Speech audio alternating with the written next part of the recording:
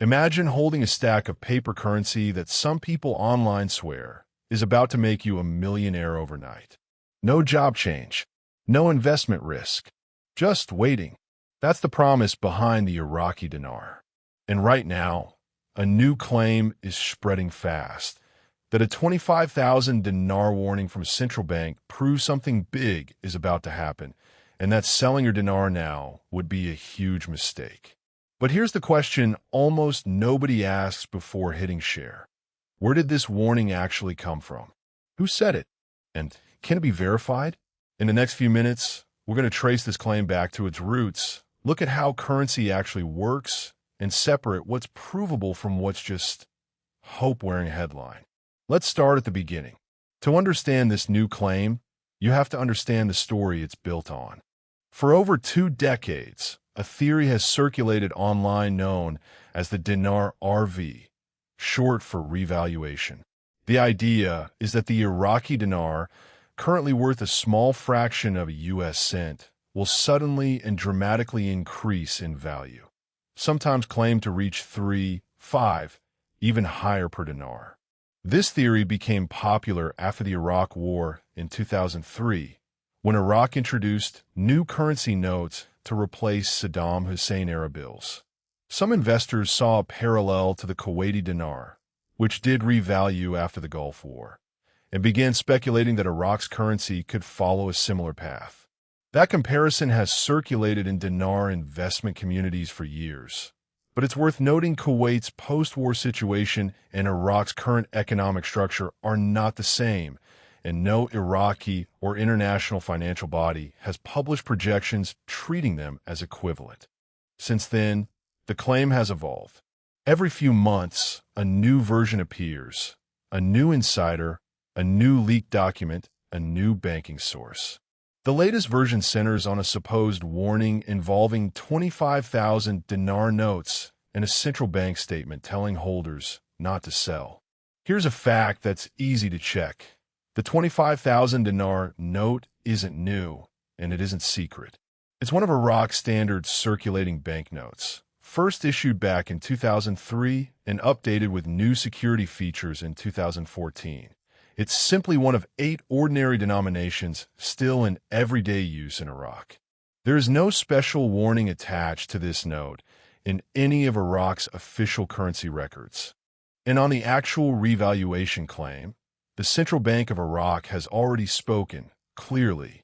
In a public statement issued on November 24, 2025, the bank said there is no intention whatsoever to change the dinar's exchange rate, and it described online rumors of a revaluation as speculation aimed at disrupting the market and undermining economic stability. This pattern, a recurring claim that resurfaces under a new name every few months, even after being directly denied by the institution it's attributed to, is worth remembering as we go further because it shows up again and again in currency speculation communities. So where do these specific claims usually originate? Let's look at how the process actually works. Central Bank of Iraq, public statement, November 24, 2025, as reported by Iraq Business News. CBI denies dinar revaluation rumors as inflation falls. Iraq-businessnews.com. Central banking. Central Bank of Iraq updates 5,000 and 25,000 dinar banknotes, 2014, on the note's issuance and security feature history. Wikipedia, Iraqi dinar, background on post, 2003 currency notes.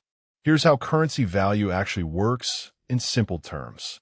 A currency's value isn't set by an announcement or a warning.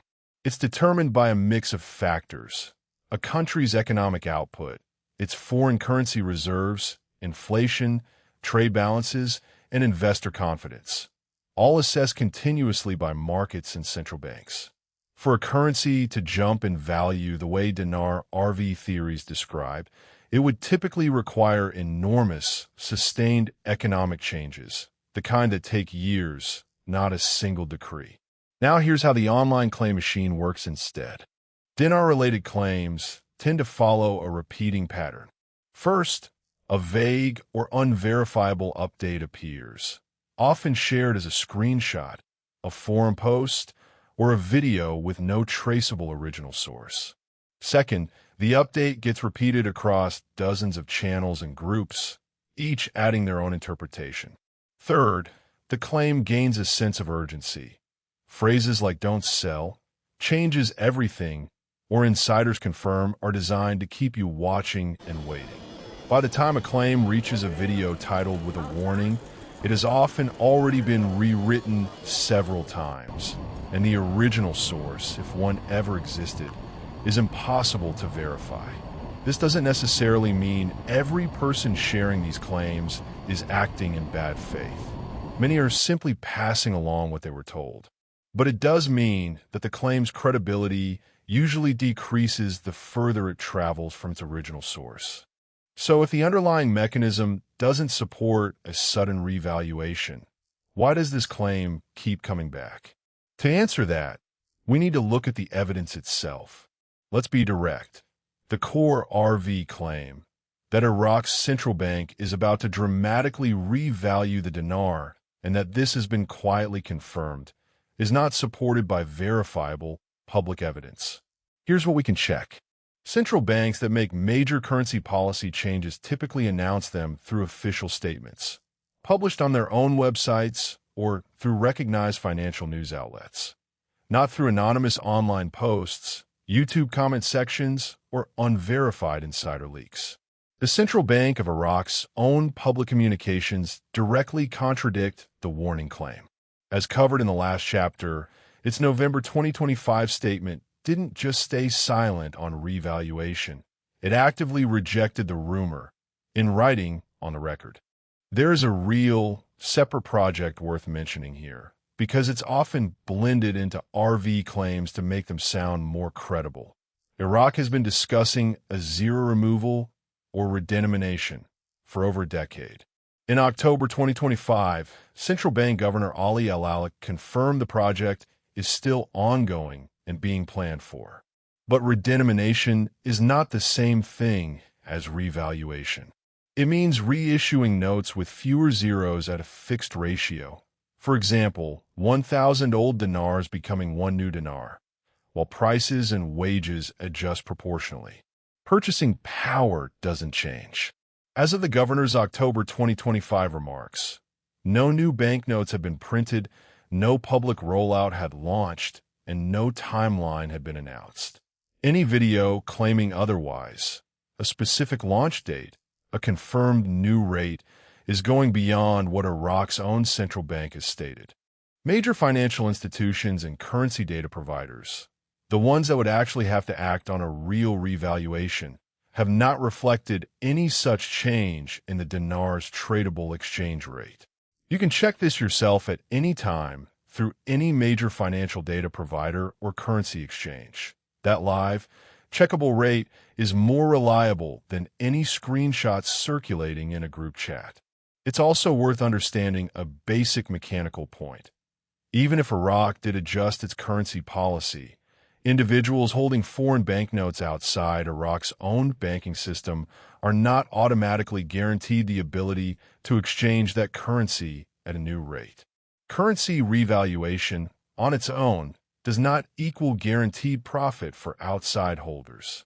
None of this proves that Iraq's economy will never change, or that its currency will never be adjusted in the future. Currencies are adjusted over time, sometimes significantly. But possible in theory is very different from a central bank actively denying the exact rumor being sold to you, which is what's happening here.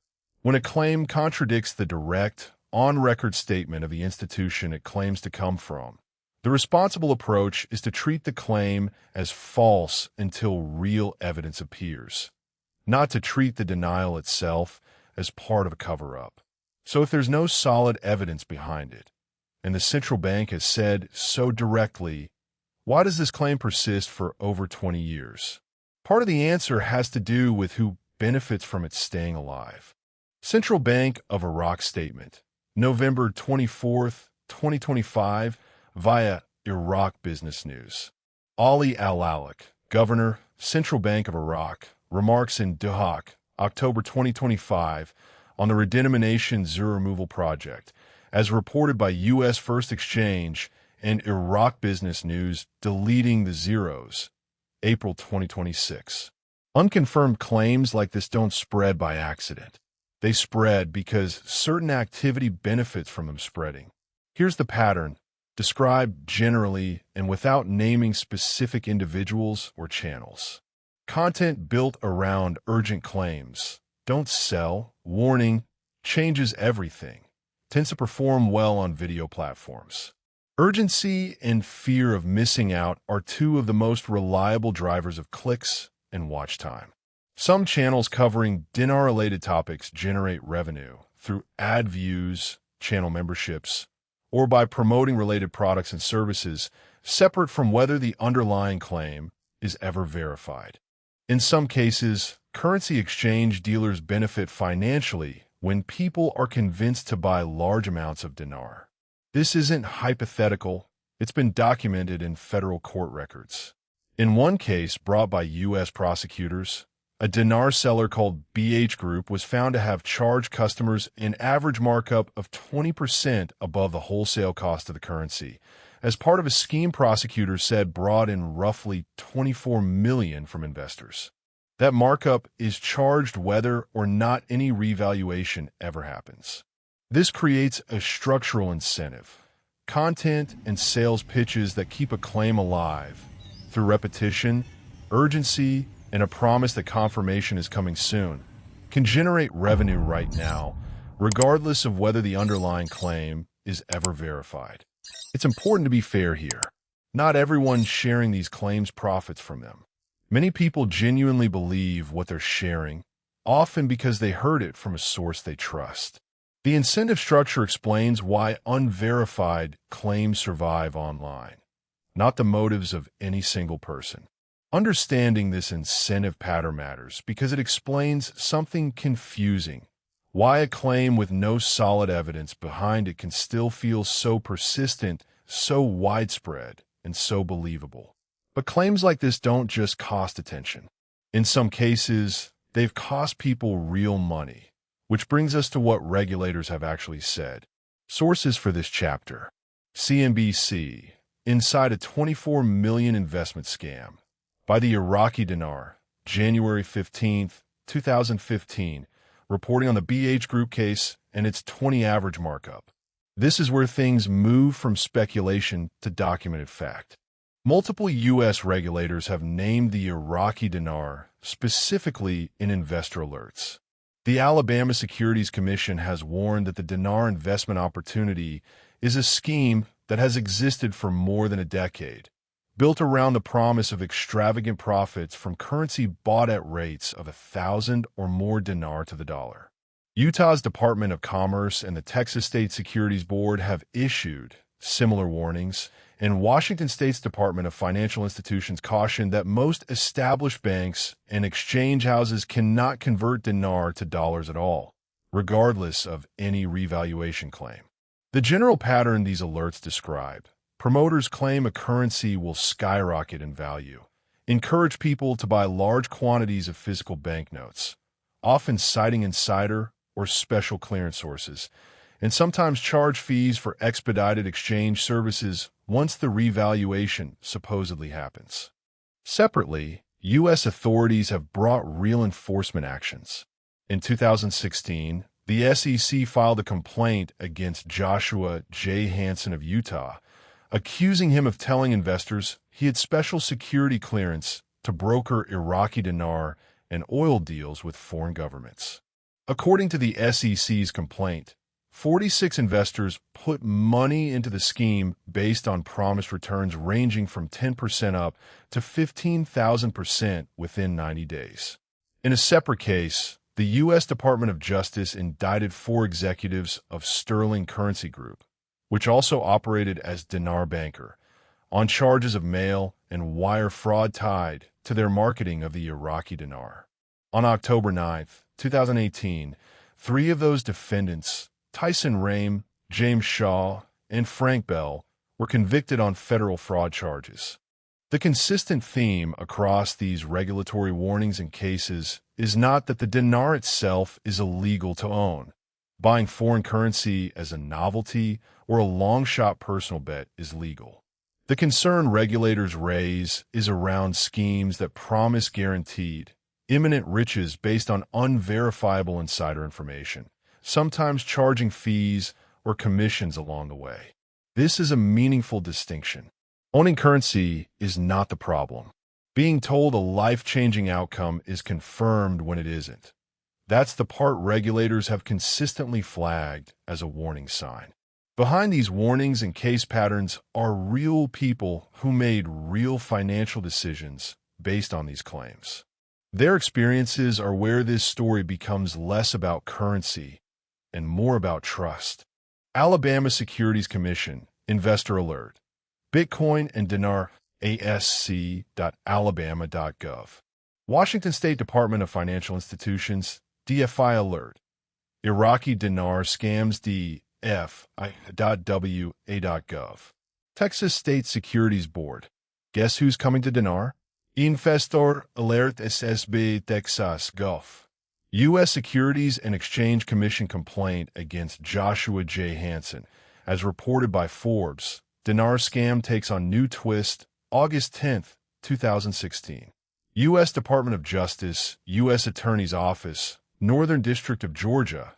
Press release on the Sterling Currency Group, Dinar Banker Indictment Justice.gov. FBI Victim Information Notice confirming the October 9, 2018 convictions. It's easy to talk about currency theories in the abstract. It's harder to talk about what happens when people act on them. The court cases from the last chapter aren't abstract. They represent real people who invested real money. In the Hansen case alone, the SEC's complaint documented 46 separate investors who put their money into a scheme built on promised returns as high as 15,000%. In the BH Group case, prosecutors said the scheme took in roughly $24 million total. These are documented figures from federal filings and reporting, not estimates. The emotional pattern described in journalism covering these cases tends to follow a similar arc. Initial excitement and hope, encouragement from online communities who reinforce the belief, and then, as months and years pass without the promised outcome, a sense of confusion, frustration, or financial strain. This isn't about mocking anyone who bought Dinar. Many were drawn in by genuine hope for a better financial future, often during difficult economic periods. And that hope was real, even when the promise behind it wasn't confirmed. The harm here isn't just financial. For some, it's the years spent waiting and the difficulty of accepting that a long-held hope, encouraged by people they trusted, may not materialize. Recognizing this human cost is part of why claims like the 25,000 dinar warning deserve real scrutiny. Not because curiosity about currency is wrong, but because unverified promises can carry a real personal cost. So if speculative currency claims aren't a reliable path forward, what does a more grounded approach actually look like? Sources for this chapter. U.S. Securities and Exchange Commission complaint against Joshua J. Hansen, as reported by Forbes, August 10, 2016. CNBC, inside a $24 million investment scam. By the Iraqi Dinar, January 15, 2015. If the goal behind dinar speculation is really about building financial security, there are more transparent, well-documented paths worth understanding. Diversified, long-term investing, through low-cost index funds or retirement accounts, is a strategy that's publicly documented, regulated, and backed by decades of verifiable market data, even though it doesn't promise overnight riches.